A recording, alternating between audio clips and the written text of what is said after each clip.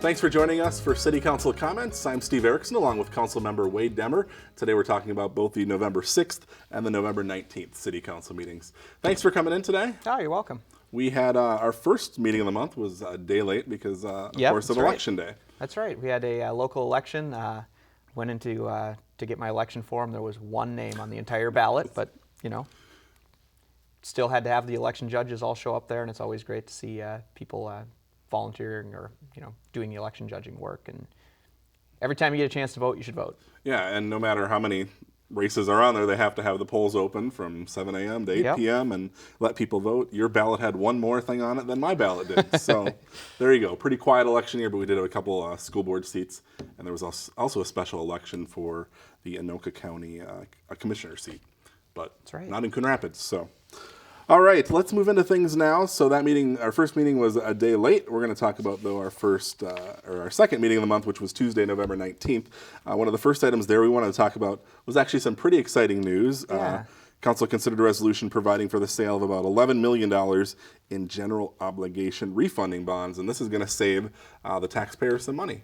Yeah, this is when we did the ICE Center, they put together one type of bond package, and as the finance group was looking through, our debt and everything like that, they found that due to the type of bonding that was available at the time and due to the change in interest rates, they could basically refinance, and it looks like they're going to save about $2 million over the course of the bond life, which is even higher than we had expected when we first went into the refinancing. So pretty exciting. It ends up being around $130,000 a year that we save in repayment costs on the bond, and we still own the ICE Center, and really a big deal when they can go and kind of look at, and that's why you have a finance department, right? They keep you, keep your budgets in line, but they also look for places to save you money.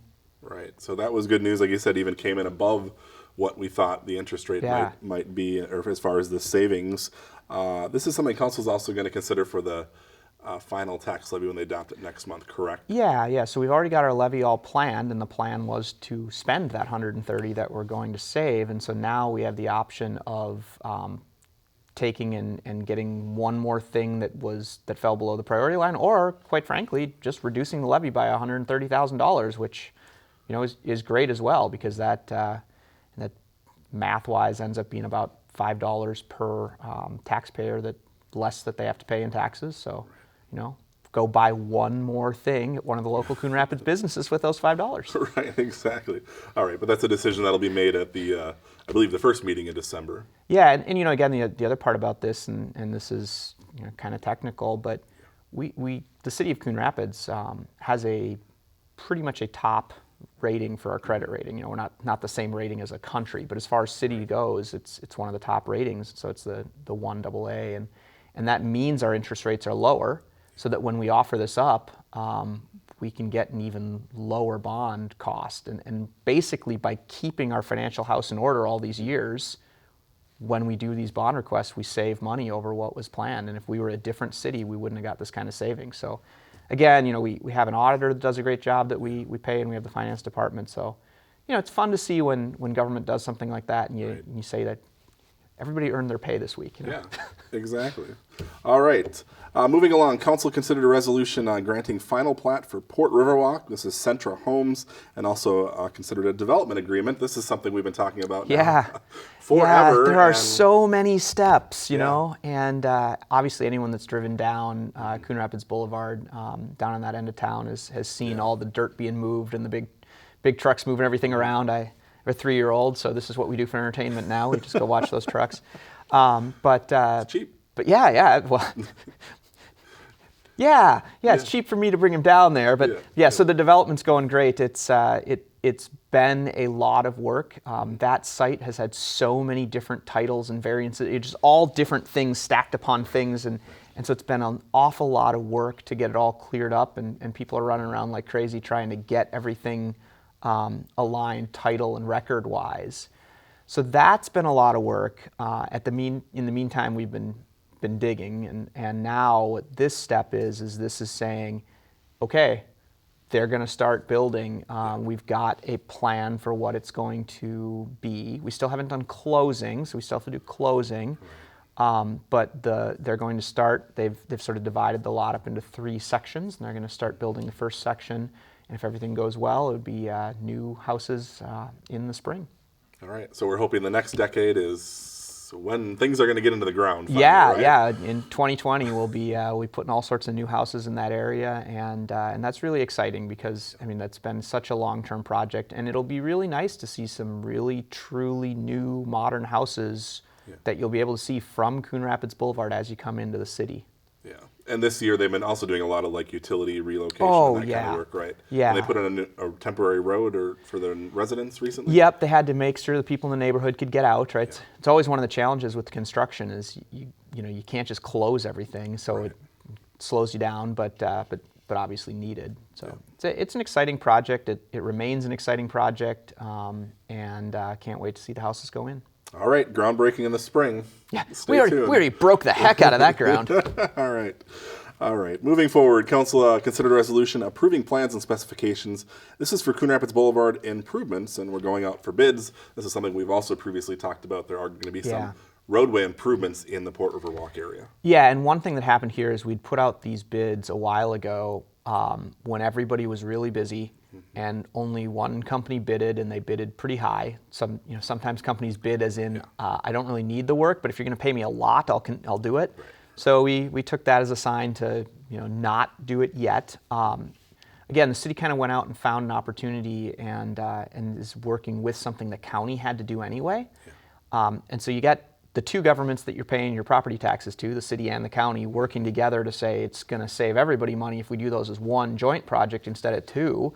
So even better that we didn't get that higher, that higher bid, that we didn't choose to take. Now we can put the 2 projects together. So there's road or bridge work that the county has to do, and then there's road work that we have to do. And since the bridge leads right into the road, we're going to try to do it together.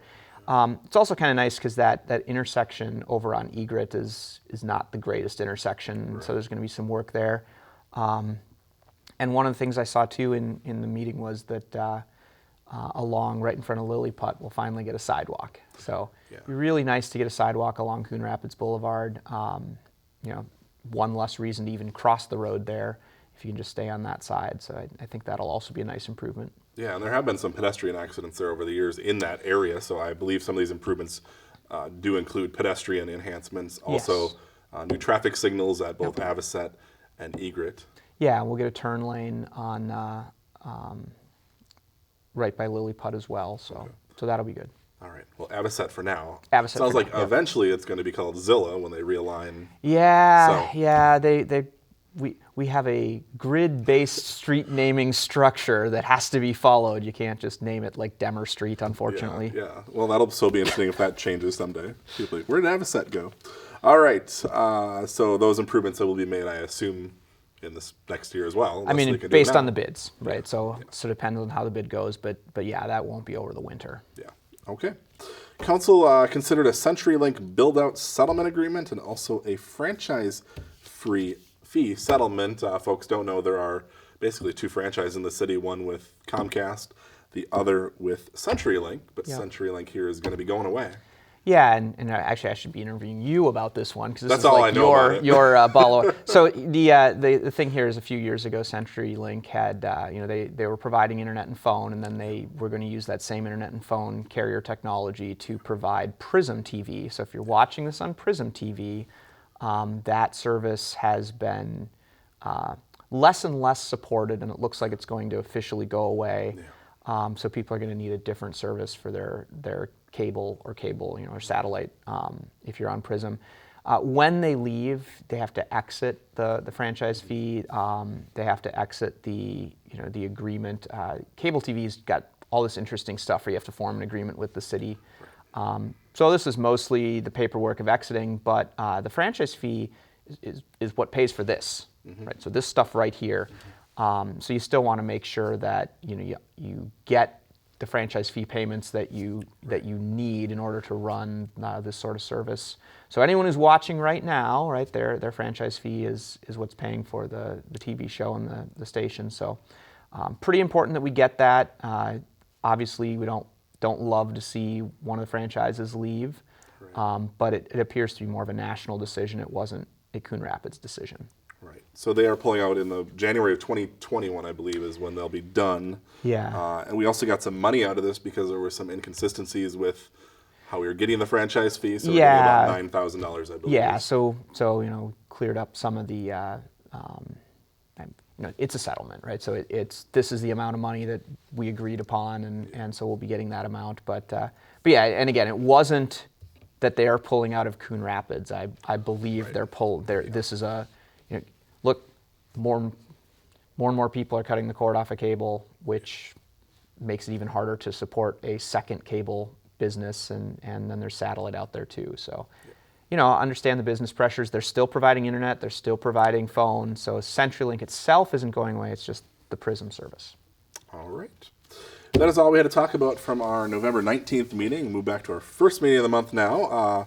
First item there, we had a donation actually from a local business to the Coon Rapids Fire Department. Yeah, always fun to get those. Yeah. My kids go to school, and the fire department comes and does Fire Prevention Week stuff, and they bring this sort of demo area that the fighters talk about. Have the kids run around and understand what would happen in a fire, and one of the local groups had donated the windows and doors for that demo.